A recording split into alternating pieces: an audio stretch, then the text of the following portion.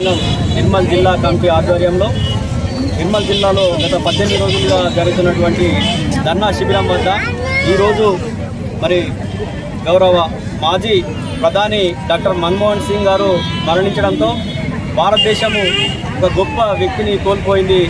మరి వారికి మరణ సందర్భంగా నిర్మల్ జిల్లా జేఏసీ ఉద్యోగులందరం కూడా ఈరోజు వారికి పూలమాలతో మరి వారి చిత్రపటానికి నివాళులు అర్పించడం జరిగింది. మరి వారు భారత 13వ ప్రధానిగా పనిచేశారు.